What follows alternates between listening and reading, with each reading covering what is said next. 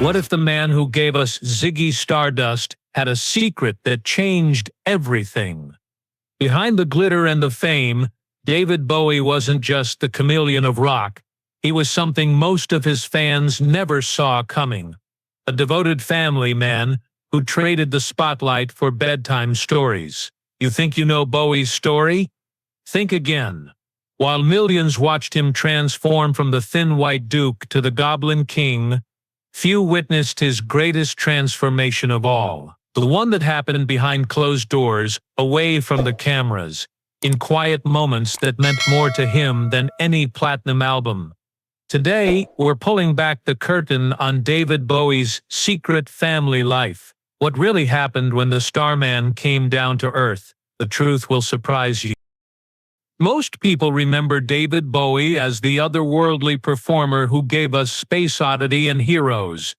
The master of reinvention who seemed to exist in a realm beyond ordinary human experience. But here's what the tabloids missed. Bowie's most profound transformation wasn't from Ziggy to the thin white duke. It was from global superstar to something far more precious, a father who put family first. This journey began long before most people realized it. Back in 1971, when Bowie was still climbing toward fame, his first marriage to Angela Barnett brought him his first child, a son who would grow up in the shadow of one of music's biggest icons, yet somehow forge his own remarkable path. Then came 1990, the year everything changed. When David Bowie met a stunning Somali-American supermodel named Iman at a dinner party, something shifted in the universe. This wasn't just another celebrity romance. This was the love story that would redefine what it meant to be David Bowie. What followed was a 24-year marriage that transformed the man who once sang about life on Mars into someone who found his greatest happiness right here on Earth. Together, they would create a family that remained largely hidden from the public eye, a deliberate choice that speaks volumes about what truly mattered to the Starman. But every family has its own story. And the Bowie family story, it's filled with creativity, resilience, and surprises that continue to unfold even today, years after David's passing. So what really happened to David Bowie's children? Where are they now? And how did growing up as the kids of an icon shape their own incredible journey? Let's start with Duncan Jones. Born Duncan Zowie Haywood Jones on May 30th, 1971. His middle name, Zowie, reflected David and Angie's bohemian lifestyle during the Ziggy Stardust era. Growing up as David Bowie's son was quite unique. Duncan witnessed the creative process firsthand. The album recording sessions, the costume fittings, the constant reinvention that made his father a legend. The early years shaped his resilience. David's first marriage to Angela Bowie lasted from 1970 to 1980, ending when they separated and Duncan was 9. The custody arrangements were challenging. Angie initially considered various options but ultimately accepted a £500,000 settlement and allowed Duncan to stay with David. She later shared that she believed Duncan would thrive with his father during David's personal healing journey. But here's where Duncan's story gets inspiring. David sent him to Gordonstoun School in Scotland, the same prestigious boarding school where Prince Charles studied, providing stability and excellent education during this transitional period. Instead of being crushed by the weight of the Bowie name, Duncan used it as fuel for his own creative fire. After his education, Duncan made a decision that surprised everyone, including his famous father.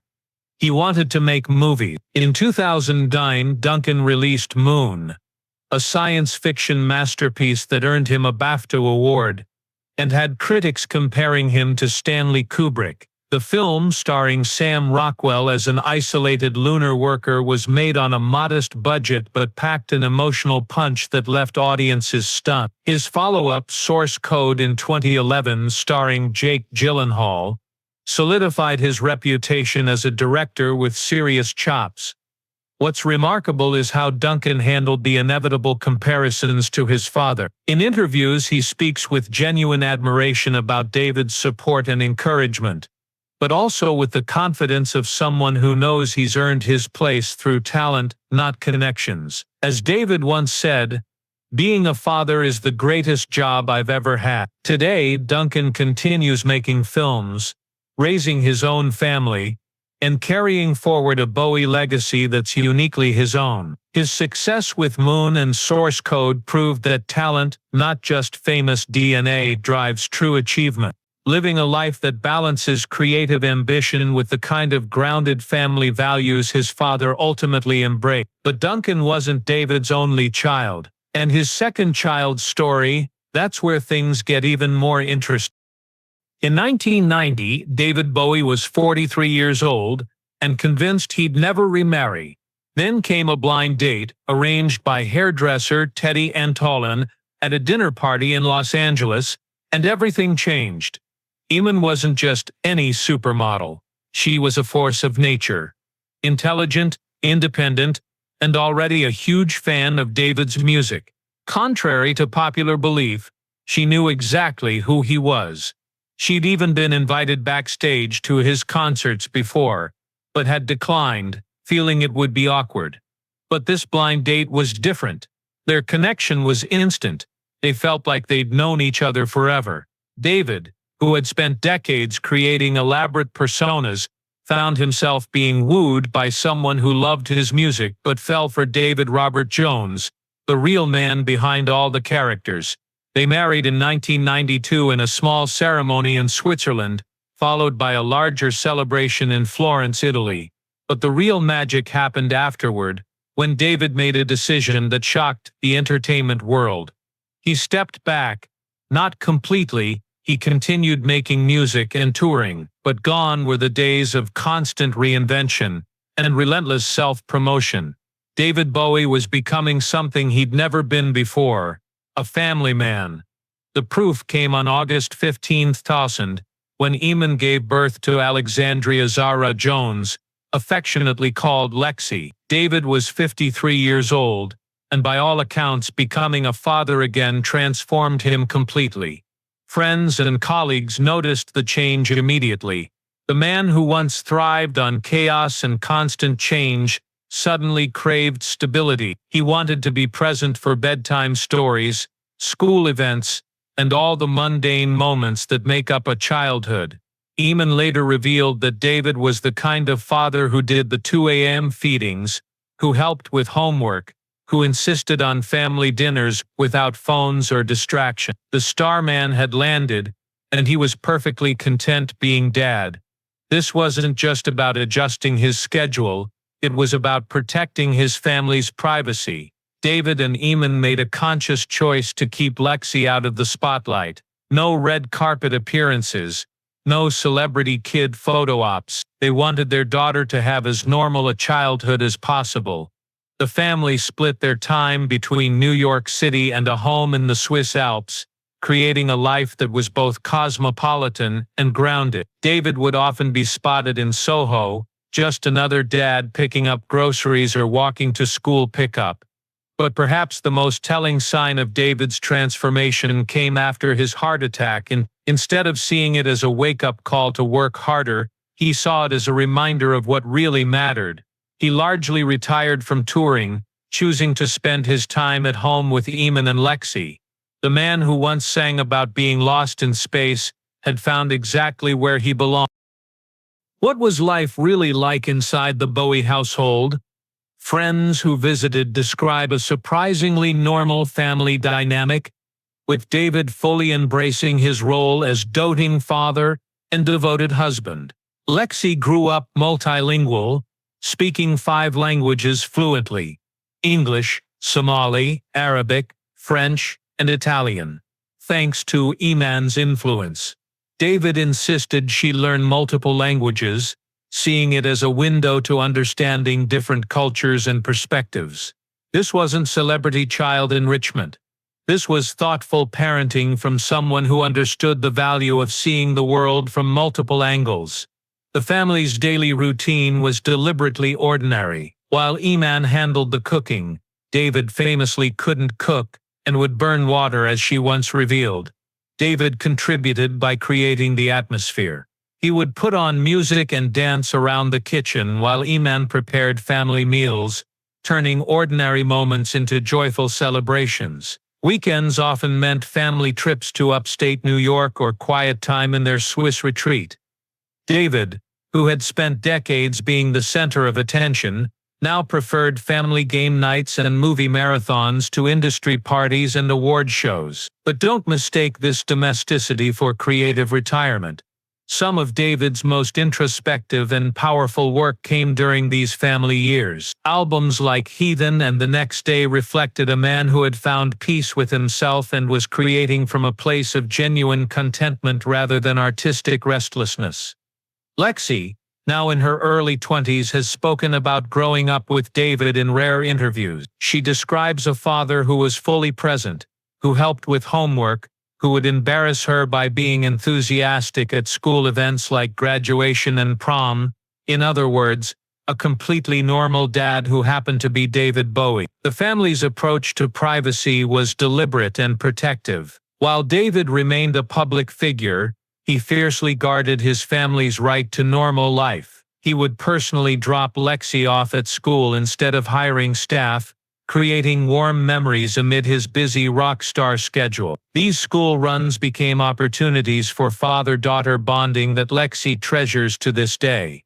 This period also saw David's relationship with Duncan strengthen significantly. The distance and complications of his first marriage had created some strain, but David's evolution as a family man allowed him to rebuild and deepen his bond with his older son. Duncan has spoken about how David became not just a better father, but a better man during these years. The 2004 heart attack was a pivotal moment. Rather than seeing it as a career setback, David viewed it as confirmation that he had made the right choices. He had already been pulling back from the relentless pace of touring and promotion. The health scare simply reinforced his commitment to being present for his family. In many ways, these quiet family years represented David Bowie's greatest artistic achievement, the successful creation of a life that balanced creative expression with genuine human connection. January 10, 2016. 2 days after releasing Black Star. 2 days after his 69th birthday, David Bowie quietly left us at his New York home. Surrounded by family, he had been facing health challenges for 18 months. But true to form, he kept his condition private, protecting his family from unwanted attention. The world mourned publicly, but behind closed doors, Iman, Lexi, and Duncan faced the deeply personal reality of continuing without the man who had been their anchor. Iman's grief journey has been both private and occasionally public. In interviews, she has spoken about how David wasn't her late husband, he was simply her husband. Present tense. Always. Their love story didn't end with his death. It transformed into something else entirely. She has been deliberate about honoring David's memory, while also moving forward with her own life. The fragrance line she created in his honor, the careful curation of his legacy, the way she speaks about him in present tense, all of this reflects a woman who understands that some loves transcend death. Lexi, who was just 15 when her father completed his final chapter, has grown up largely out of the public eye, exactly as her parents intended. Now 24, she's emerged as an artist in her own right, releasing her debut album Xandri in 2025, a self-produced collection of pop electronic indie rock that earned praise from The Independent for her ability to transcend genres. What's remarkable about Lexi is her grounded perspective on her father's legacy. She speaks about him as dad first, icon second. Her multilingual ability, inherited from both parents, reflect the multicultural household David and Iman create. She's been clear in interviews that she's not a copy of David Bowie, she's Alexandria Jones, and that's enough. Duncan, now in his 50s, continues building his filmmaking career while raising his own children. He's spoken movingly about how becoming a father himself has given him even greater appreciation for David's evolution as a parent. The grandfather David never got to be lives on in the parenting lessons Duncan learned from watching his father's transformation. Perhaps most importantly, all three family members have maintained the privacy and normalcy that David and Iman worked so hard to create. They appear at carefully chosen public events, speak thoughtfully when they do give interviews, and generally live their lives as people first, Bowie family members second. The estate David left behind was substantial, around $100 million, but it was divided with the same thoughtfulness he brought to his family life. Half to Iman, a quarter each to Duncan and Lexi, with provisions for longtime staff members who had become like family. But the real inheritance wasn't financial. It was the example of a man who learned that true transformation comes not from changing your external persona, but from growing into the person you're meant to be. So what happened to David Bowie's secret family? They did exactly what he hoped they would do. They lived their lives. Duncan became the filmmaker he was meant to be, creating thoughtful science fiction that challenges audiences while honoring his own creative vision. Lexi is growing into an artist who respects her father's legacy while refusing to be defined by it. And Iman continues to be the strong, independent woman who captured David's heart and helped him discover what really mattered. The secret wasn't really a secret at all. It was a choice. The choice to prioritize family over fame, presence over publicity, real connection over public performance. David Bowie's greatest transformation wasn't from Major Tom to Ziggy Stardust. It wasn't from the thin white duke to the Goblin King. His greatest transformation was from global icon to devoted father and husband, from someone who lived for the spotlight to someone who found his greatest joy in the quiet moments that no one else would ever see. The man who once sang about changes had made the most important change of all.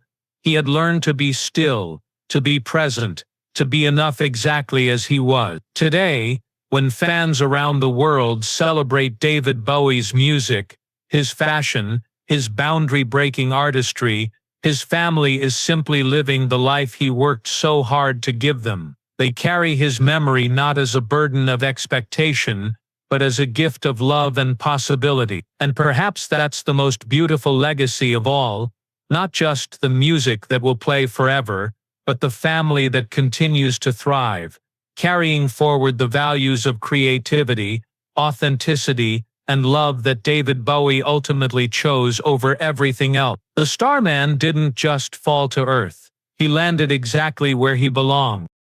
If you're curious about more untold stories like this, the private lives of public figures who found ways to balance fame with family, let me know in the comments who you'd like to learn about next. And if this story reminds you why family matters more than fame, why presence is more valuable than publicity, hit that subscribe button, because these are the stories that remind us that even our heroes are, at their core, just people trying to do their best for the ones they love. David Bowie gave us incredible music, unforgettable performances, boundary-breaking art.